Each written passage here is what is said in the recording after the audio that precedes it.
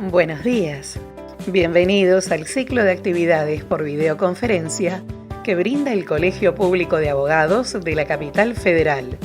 Hoy, como actividad organizada por el Foro de Iniciación Profesional, contamos con el doctor Walter Krieger, que nos hablará de jurisprudencia y legislación, fallos y normativa en materia de daños.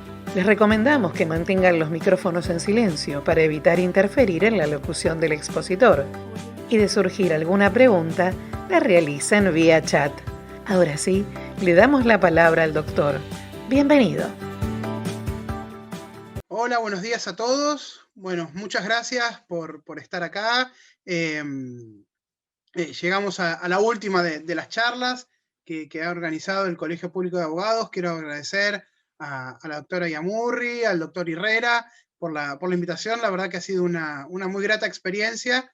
Y bueno, les agradezco también a ustedes por estar acá un martes a la mañana en una semana corta cuando hay tantas cosas para hacer por delante. Así que bueno, muchas gracias a todos.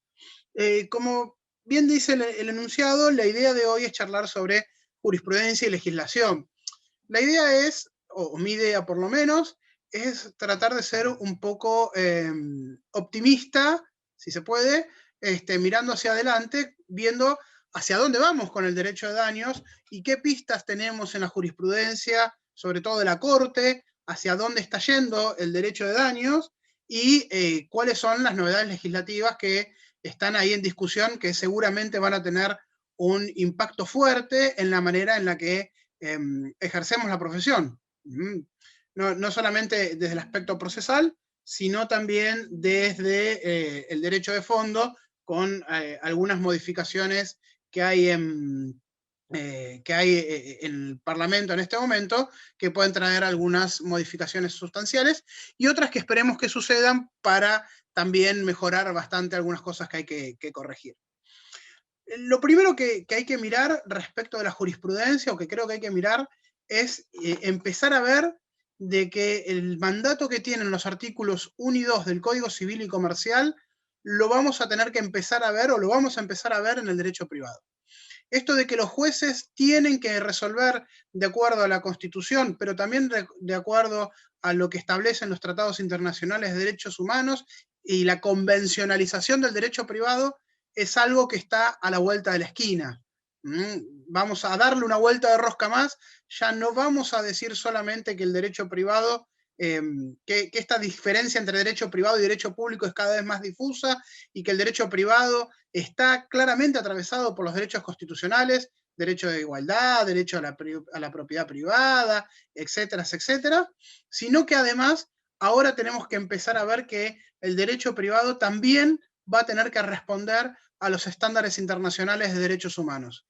Una primera puerta abrió la Corte en este sentido en el fallo RAH contra Institutos Médicos Antártida Argentina, un fallo muy interesante además por los vaivenes de la Corte, donde también queda claro que la Corte no sabe muy bien qué hacer con el tema de los privilegios concursales y los procesos falenciales y de quiebra.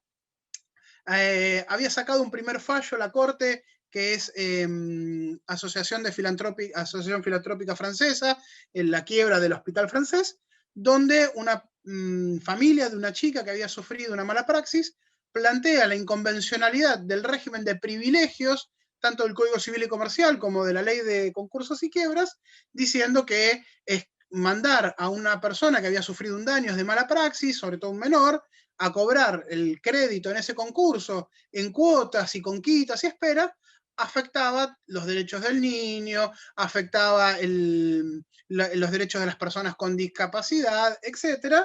Y en un primer término la Corte rechaza este planteo en la Asociación Francesa, diciendo el régimen de privilegios es casi sacrosanto, poco más que el régimen de privilegios está por encima de la Constitución.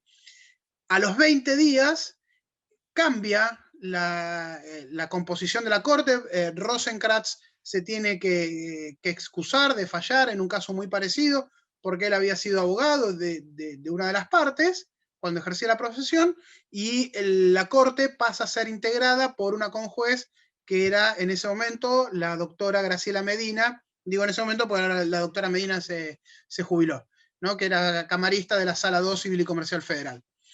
Y en este fallo, RH contra Antártida Argentina, cambia el criterio y la Corte empieza a hablar de la necesidad de ajustar las normas y la interpretación de las normas no solo a los principios constitucionales, sino también a los principios convencionales de derechos humanos.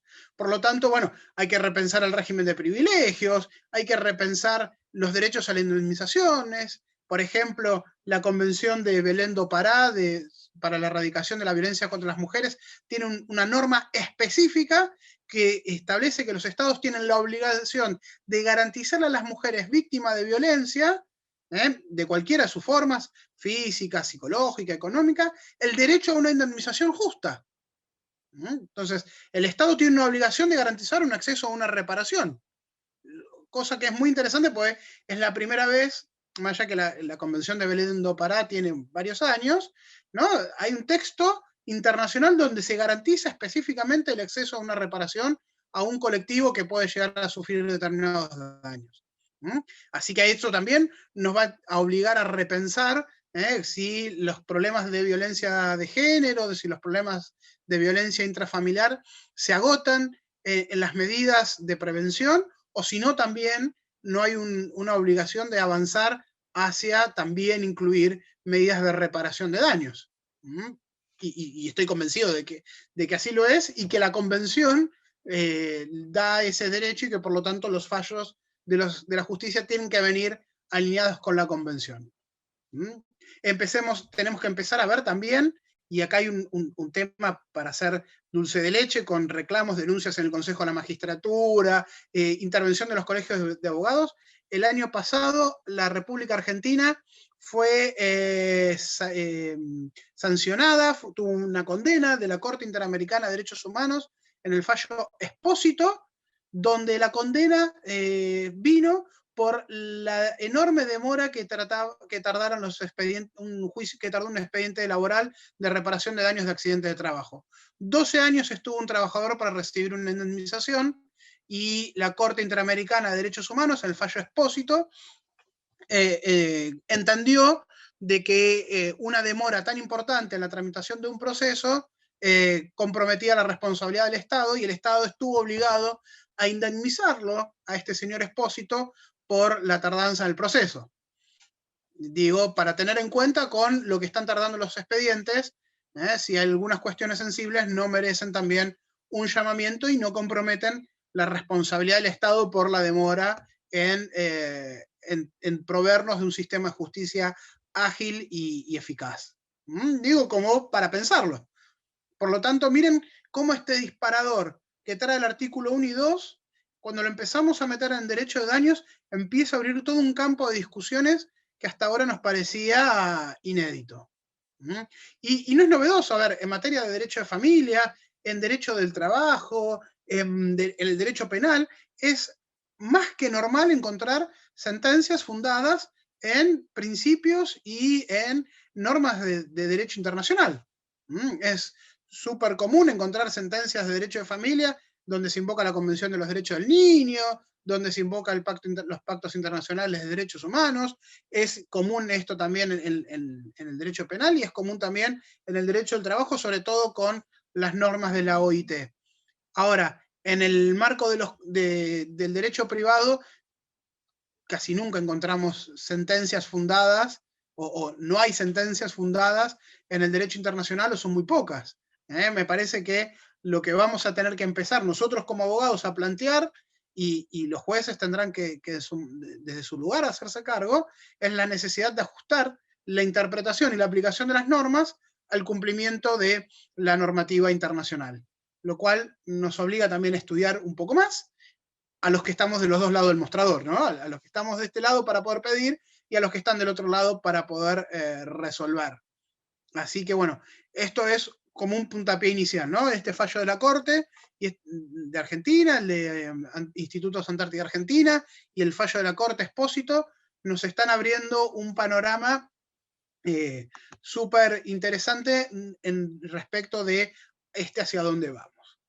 La otra cuestión que me parece interesante, o las otras cuestiones que me parecen interesantes ver, son toda la legislación reciente y en vías de producirse en materia de derechos del consumidor. Hay un montón ahí de normativa dando vuelta que va a cambiar la cuestión. Primero, hace 20 días salió aprobada por la legislatura de la ciudad el código procesal para los procesos de consumo que van a tramitar a partir de ahora, mejor dicho, a partir de que se cumplan los 30 días de la entrada en vigencia de la normativa. La ciudad de Buenos Aires ha asumido la competencia en los procesos de consumo, lo cual ya vamos a empezar a ver algunos tironeos entre la justicia nacional y la justicia de la ciudad, que va a querer quedar con todos estos expedientes, y veremos a dónde va. Los procesos de consumo en la ciudad tienen otro régimen, con procesos orales, con audiencias donde es obligatoria la presencia del juez, con plazos breves, con un montón de otras herramientas y otra manera de litigar distinta al procedimiento que venimos conociendo del Código Procesal Civil y Comercial de la Nación o el Código de Provincia. También con algunas novedades interesantes respecto de los domicilios reales, cuando las partes constituyen domicilio en la etapa de mediación previa, ya sea en el COPREC, perdón, o en la mediación privada, el domicilio constituido en la etapa de mediación vale como domicilio para el traslado de la demanda. Por lo tanto, ya no vamos a tener que estar buscando y rastreando a las personas por todos lados para que se nos vengan a presentar en el expediente. Ahí vi una pregunta, si va a haber un proceso de implementación o se aplica directamente. La norma dice, la ley entra en vigencia dentro de los 30 días de aplicada la norma, las secretarías ya están creadas del fuero del consumidor. O sea, hay un primer paso en la justicia de la ciudad donde no hay juzgados específicos de fuero del consumo, están en vías de creación. Ahí hay una cuestión presupuestaria y algunas cuestiones políticas dando vuelta. Entonces lo que hicieron fue dar un primer paso que a 8 o 10 de los juzgados contenciosos administrativos y tributarios le crearon secretarías con competencia específica en materia de relaciones de consumo, que son los que se van a empezar a distribuir estas causas. El tema va a ser ahora la puja por la competencia, donde algunos dirán, donde los dos partes se van a declarar competentes. Y ahí yo creo que quien terminará resolviendo es el Superior Tribunal de Justicia de la ciudad, que por razones obvias, intuyo, terminará inclinando la balanza a favor de la justicia de la ciudad. Así que bueno, se viene todo un procedimiento nuevo para todo lo que es litigio judicial de relaciones de consumo en el ámbito de la ciudad. Los invito a que lean el texto de la ley, está colgado. Van a empezar, calculo, a salir algunas publicaciones, algunas comentando el contenido, calculo que van a empezar a haber cursos sobre el tema, pero me parece que la manera de litigar con una fuerte centralidad en la oralidad del proceso nos cambia la manera de litigar que teníamos hasta ahora. Así que ojo con esto y también nuevos desafíos para la profesión acá. Igual no viene mal porque también en el ámbito de la justicia civil nacional y en el ámbito de lo que serían los procesos no penales de nación, se está trabajando fuertemente para ir hacia procesos cada vez más orales y menos escritos. Por lo tanto, todo lo que sea trabajar en la oralidad, ciertamente nos va a dejar mejor preparados para los cambios que se avisoran apenas la pandemia nos dé un poco de respiro y afloje un poco. La tercera cuestión que también se viene en materia de derechos del consumidor es un código de defensa del consumidor de fondo. Ya dejaríamos de tener la ley de defensa del consumidor, la 24240, que funciona como un sistema integrado con el Código Civil y Comercial, con la ley de lealtad comercial, con la ley de defensa de la competencia, y vamos a pasar a tener un código de consumo, o por lo menos a esto está abocado el Congreso de la Nación. Ahora hay dos proyectos dando vueltas, uno presentado por Juntos por el Cambio y otro presentado por el Frente de Todos, y ambos proyectos son casi idénticos. Hay en un total de 200 artículos, hay diferencias mínimas en 10 artículos. El resto son casi calcados los proyectos, así que quiero creer que pasado el año electoral podrá haber algún acuerdo ahí para terminar teniendo un proceso de consumo con nuevas normativas de fondo. A ver, este código de consumo, primero que lo que va a hacer es dar la autonomía, terminar de consagrar la autonomía de la rama del derecho del consumidor, por un lado. Por el otro lado, va a poner más en evidencia el funcionamiento de un sistema que es protectorio. El sistema de derechos del consumidor no lo vamos a poder entender, no se puede entender, no se puede aplicar de otra manera que no sea desde un punto de vista protectorio. Y por el otro lado, lo que va a traer es normas más claras respecto de la responsabilidad por productos, con una creación, con una consagración legislativa de algo que ya la doctrina viene hablando para determinados supuestos, que es la teoría del market share.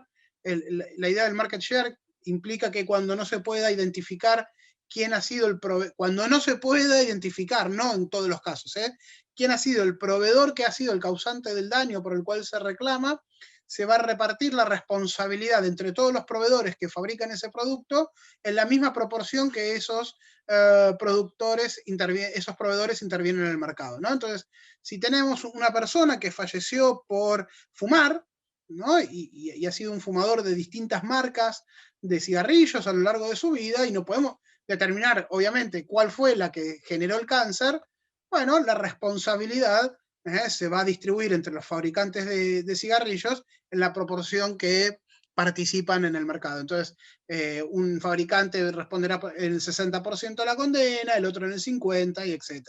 Esa es la idea del market share, que es una idea que viene del derecho anglosajón.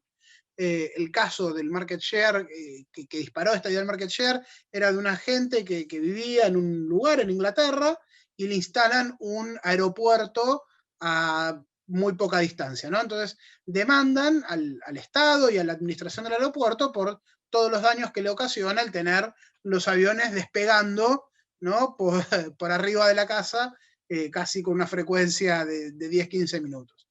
Claro, no sabía, era imposible determinar cuál era la aerolínea que causaba el ruido. Entonces lo que hicieron fue distribuir la condena entre todas las aerolíneas que utilizaban el aeropuerto en la proporción que más lo utilizaban, ¿no? Entonces, British Airways, que era la que más lo usaba, corrió con la mayor parte de la condena, y las que menos usaban, en la proporción que menos utilizaban el aeropuerto, se les iba disminuyendo la participación en la condena. Esto como novedad que va a traer el código. Va a traer también modificaciones al Instituto de los Daños Punitivos, donde se van a eliminar, no se van a eliminar los topes, pero sí se va a establecer un mecanismo de actualización para que estos 5 millones de pesos que tenemos hoy como tope, que están cada vez más devaluados, no queden como un chiste en poco tiempo más, y no pierda la función disuasoria que tiene el daño punitivo. Igual, y esto lo hablaba con los autores del código, me parece que es interesante que quieran mantener actualizado el daño punitivo, me parece que está muy bien que el daño punitivo, obviamente, tenga la función disuasoria. El problema es que me parece que falta mucho laburo judicial sobre la cultura judicial atrás de cómo se aplica el daño punitivo, porque hasta ahora no ha existido una condena de 5 millones de pesos. Entonces, nos preocupamos por que el monto se actualice, porque el monto sube, y la realidad es que nadie lo aplica, ¿no? Parece que tendríamos que... de hecho, me ha tocado transitar causas gravísimas y un daño punitivo ha sido 2 millones de pesos. Y uno dice, y si esto es para 2 millones, ¿cuándo van los 5? ¿No? Y estoy hablando, por ejemplo, de un colegio que tenía que reparar daños de una nena abusada dentro del colegio y que escondió al abusador. O sea, no solamente es gravísimo lo que le pasó a la nena, sino que además el colegio agravó más el daño escondiendo al abusador. Y ahí dijeron 2 millones de pesos. Entonces, si un colegio que esconde a un abusador no es merecedor de la pena máxima, ya no se me ocurre otro caso donde pudiera corresponder esta condena, ¿no? Entonces, bueno, Hay también modificaciones respecto a daños punitivos, se amplía el tema de las prácticas comerciales. Hay una cuestión muy interesante para pensar desde el Colegio de Abogados y desde nosotros en el ejercicio de la profesión, que es también nosotros vamos a ser responsables cuando nos prestemos a ser instrumento para la violación de los derechos de los consumidores de los proveedores. Y esto no quiere decir que vamos a ser responsables por lo que hacen nuestros clientes si nosotros los defendemos en tribunales o si nosotros tenemos que representar los intereses, porque claramente no es por ahí.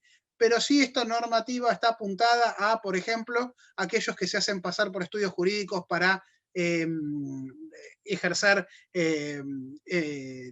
empresas de cobranzas, o para cuando mismos estudios jurídicos que se dedican a la cobranza de créditos que están prescriptos incurren en prácticas abusivas, llamando a gente mayor a las 3 de la mañana, cuando recurren a técnicas que nada tienen que ver con el ejercicio de la profesión para obtener un beneficio. Cuando, por ejemplo, y ahora hay una discusión muy grande en el marco en Córdoba, en una acción colectiva, donde una empresa demandada colectivamente, sus abogados han salido a denunciar penalmente y civilmente al abogado de la asociación que los está demandando para amedrentarlo, para que no ejerza para que desista del proceso, ¿no? Entonces, cuando ya hay conductas que exceden, ¿no?, el ejercicio de la profesión, y cuando el abogado ya no en el ejercicio de su trabajo de abogado, cuando se transforma en un instrumento de violación de la ley de defensa del consumidor, bueno, ahí la ley también se nos aplicará a nosotros, cosa que me parece perfecto, y abuso de que estoy en Zoom y que no me pueden decir nada en directo, ni me pueden revolear nada, más allá de que el proyecto de ley mantiene la exclusión de la aplicación de la ley de defensa al consumidor a los profesionales. Yo estoy convencido de que es un privilegio que no merecemos y que no está bien. De hecho, no sucede eso en ningún país del mundo donde los profesionales somos considerados excluidos como que si no tuviéramos nada que ver con el mercado, como si nuestra profesión no generara riesgos para nuestros clientes, como si nosotros no tuviéramos nada que ver. Me parece que lo dije en alguna de las charlas anteriores, insisto, es un privilegio que no merecemos y que no está bien. Igual está en la norma y por más que a mí no me guste, es lo que es. Pero bueno, aprovecho que no me tienen en directo para putearme por decir que a los abogados nos tienen que aplicar la ley de defensa al consumidor, como a los contadores, como a los médicos y a todos los profesionales. ¿Qué otras cuestiones trae este proyecto de ley de defensa al consumidor? Trae también la resolución, por fin, del tema de la gratuidad de los procesos. Algo que la Corte ya ha dicho, pero que los juzgados y las cámaras, salvo algunas salas de la Cámara Comercial y algunas salas de la Cámara Civil, se resisten a reconocer que los procesos de consumo tienen beneficio de gratuidad amplia, que la gratuidad no solamente alcanza o debe alcanzar a la tasa de justicia, sino que también alcanza a los honorarios y a todos los gastos del proceso.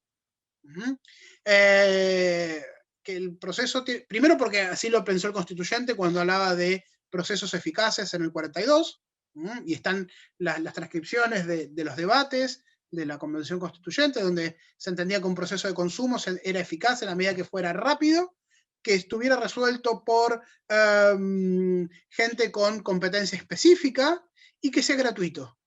El constituyente quería que el proceso de consumo fuera gratuito porque el Estado no puede controlar a todos los proveedores, carece de recursos para controlar a todos los proveedores, puede hacer un esfuerzo enorme, pero nunca va a tener suficientes inspectores para controlar a todos los proveedores de todo lo que hay. Entonces, los inspectores somos nosotros, los consumidores, reclamando, iniciando acciones.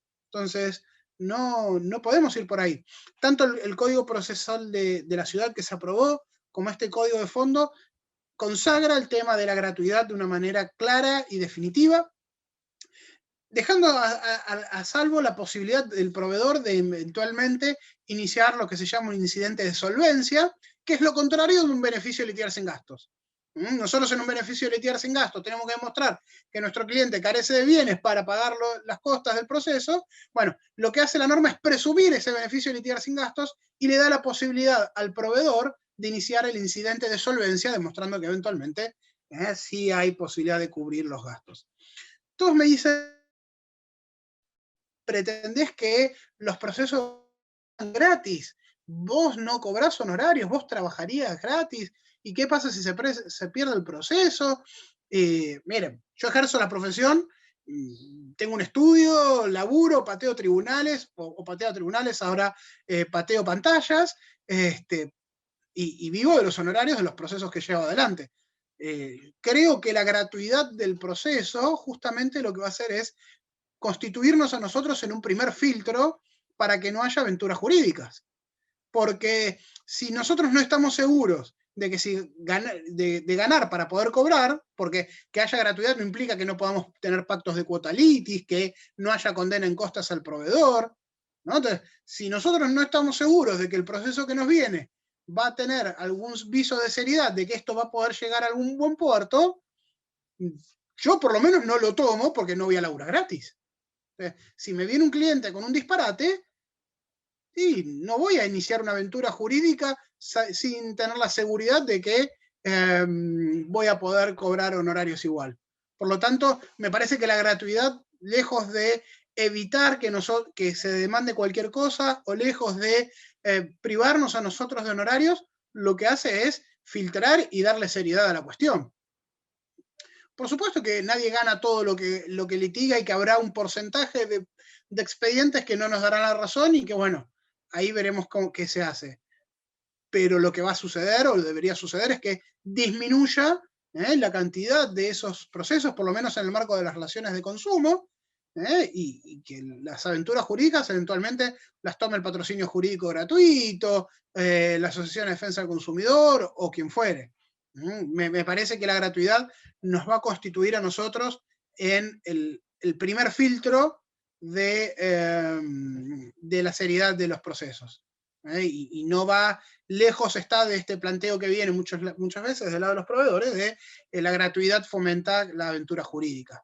No comparto esa mirada de ninguna manera, como abogado litigante y representante de consumidores en parte actora, ¿no? Digo, no lo veo. Así que bueno, esto es más o menos lo que viene, y la que nos queda pendiente de proyecto legislativo, lo que debería venirse urgente, es una aclaración respecto de la prescripción. Ya lo he hablado en charlas anteriores. Es muy malo el texto del Código Civil y Comercial en materia de prescripción. No quedan claro cuándo prescriben las acciones, principalmente las acciones de daños derivadas de incumplimiento contractual. Algunos van a decir a los 3, otros van a decir a los 5 años. Me parece que la prescripción es algo muy sensible como para no saber cuándo sucede. No me parece que cuando viene un cliente a nuestro estudio y nos pregunte, nos diga, tengo una acción, nosotros no le podamos anticipar de antemano si la acción está prescripta o no. Me parece que hay ahí algo que revisar con cierta urgencia, porque hace a los derechos de las personas y hace también a nuestro ejercicio profesional, a nuestra responsabilidad, porque resulta ser que yo tenía una acción que me vinieron a ver al año 4 y yo dije, no, esto prescribe a los 5, y después me dicen, no, prescribe a los 3. ¿Y quién le explica al cliente que su acción estaba prescripta? Entonces, parece que ahí hay algo urgente para intervenir legislativamente, porque la duda ahí juega en contra de todos. Así que bueno, voy a ir viendo las preguntas, que veo que se han acumulado varias.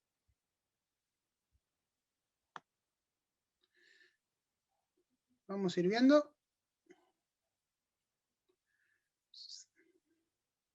En caso de feminicidios, la legitimación activa para presiones es de los sucesores universales. Sí, a ver, cuando hay un fallecimiento, sea por la causa que fuere, sea por un femicidio, sea por un accidente de tránsito, el código establece también quiénes son los legitimados activos. No solamente los sucesores universales, sino también todo aquel que pueda demostrar haber convivido con el causante y tener un ostensible trato familiar, ¿no? Entonces, si había, por ejemplo, una pareja en una unión convivencial, Claramente estoy en casa, escuchan el perro ladrar de fondo. Si había una pareja con una unión convivencial, donde no hay no están los efectos jurídicos del matrimonio, pero bueno, claramente esta pareja en unión convivencial, si fallece su pareja, va a poder reclamar por los daños.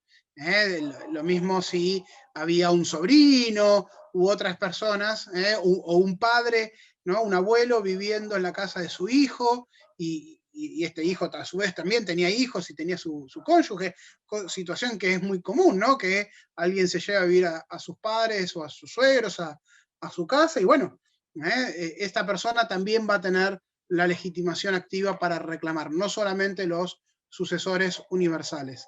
Lo de la implementación del código ya lo contesté. Si pueden llegar a demorar las causas por las cuestiones de competencia, no lo sé. Puede que sí, puede que no, depende, porque si lo inicio directamente en la justicia de la ciudad y la justicia de la ciudad se declara competente, no debería haber demoras. El tema es, ¿qué pasa si yo lo inicio en Nación, se declara competente y me plantea la incompetencia del proveedor?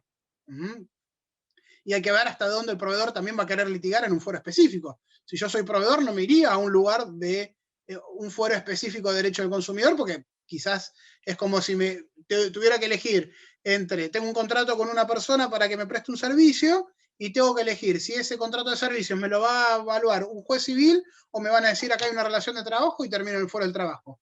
Y a mí como empleador me va a convenir el foro civil. Entonces, bueno, hay que ver también cómo va el tema de la competencia.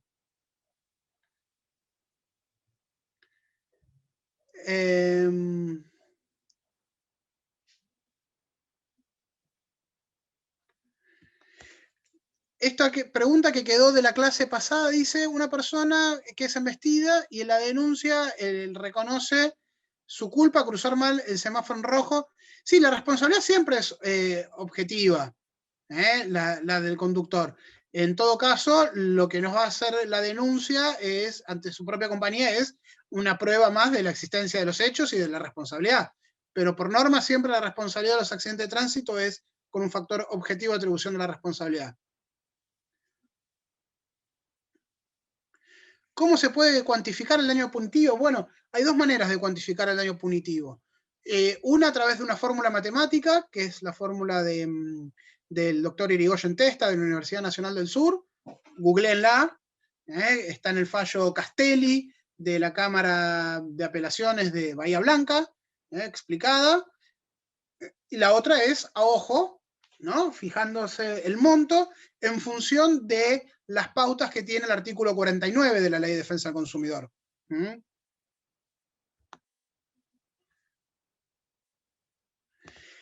Y yo, cuando las salas me declaran que tengo que pagar costas en defensa del consumidor, me voy y planteo el extraordinario, que también me lo rechazan, y me voy a la corte y los tengo ahí durmiendo. La corte, las quejas todavía no las ha resuelto. Plazo de prescripción para los juicios de mala praxis. Bueno, lo que estamos charlando hace un rato. Yo entiendo que la prescripción de todo lo que es responsabilidad civil contractual es a los 3 años. Pero puede ser que haya alguno que entienda que es a los 5 y es cuestión de fundarlo.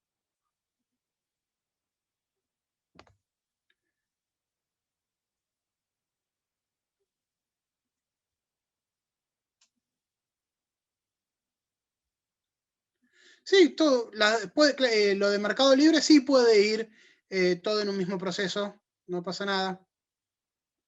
Lo que si el proveedor principal no te participó en el COPREC, vas a tener que cumplir con la etapa de mediación previa respecto de ese proveedor. El fallo de la Corte de Convencionalidad es Instituto Antártida Argentina. Búsquenlo así, como lo estoy poniendo en el chat. Bueno.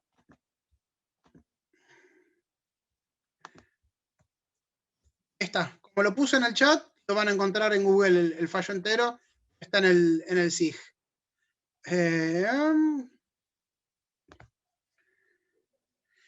La responsabilidad del Estado Es siempre de 2 años.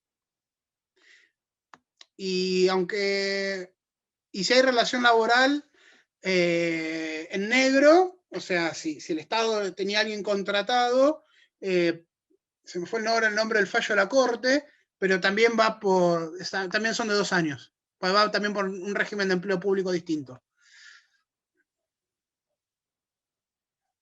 ¿Qué pasa con los límites de cobertura? Bueno, depende de un montón de cosas. Depende de la sala, de lo que ustedes hayan pedido. Algunas salas de oficio lo que hacen es actualizar el límite a lo que tiene vigente la Superintendencia de Seguros de la Nación al momento de la cobertura. Otros dejan vigentes el valor a ese momento. Depende de la sala, y la Corte lo que ha dicho en Buffoni y ha reiterado después en Flores con Jiménez, es que es una obligación de dar sumas de dinero, no es una obligación de valor, y por lo tanto deja el valor originario, el límite vigente al momento de la cobertura, el tope vigente al momento del siniestro.